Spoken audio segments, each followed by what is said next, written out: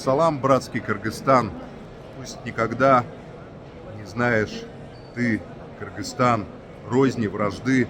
Пусть мир между людьми, между народами укрепляет Кыргызстан, одну из священных территорий для Евразии. И дай Аллах всем добрым людям в Кыргызстане, кыргызскому народу, другим народам, которые считают Кыргызстан своей родиной. Многие русские, я знаю, Кыргызстан считают своей родиной. Мира, процветания, благополучия и дружбы. Не позволяйте врагам стравливать и ссорить вас, дорогие мои кыргызстанцы. Машалла.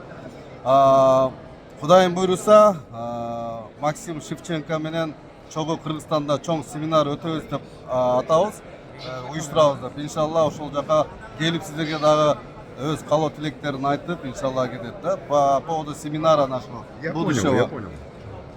Да, семинар. Я считаю, что Кыргызстан является прекрасным местом для свободных дискуссий о путях развития Евразии, о путях развития человеческого сознания, о путях развития религии.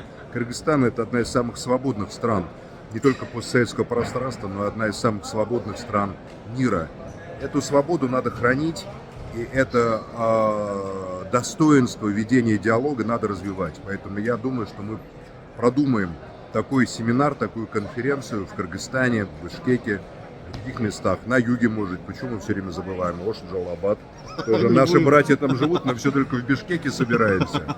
На юге тоже, я считаю, надо проводить серьезные семинары. Там достойнейшие люди. В Москве очень много ребят и работают, девушек, ребят, значит, мужчин и женщин с юга, из Аша, из Джалабада. Очень, больше, чем из Бишкека даже, зачастую. Поэтому нам есть о чем говорить, и мы продумаем так, что будет интересно и так будет важно. Вот. Будем укреплять отношения между нашими странами, между нашими народами. Это очень существенная, мне кажется, задача на будущее для молодого поколения и для нашего. Мы вас очень уважаем за то, что Спасибо, вы дорогой. поддерживаете Спасибо. Палестину, ислам и наш Кыргызстан. За Эркин Кыргызстан. Свободная страна Кыргызстан. Свободная страна. Свободная. Дай Аллах, чтобы вы оставались свободными.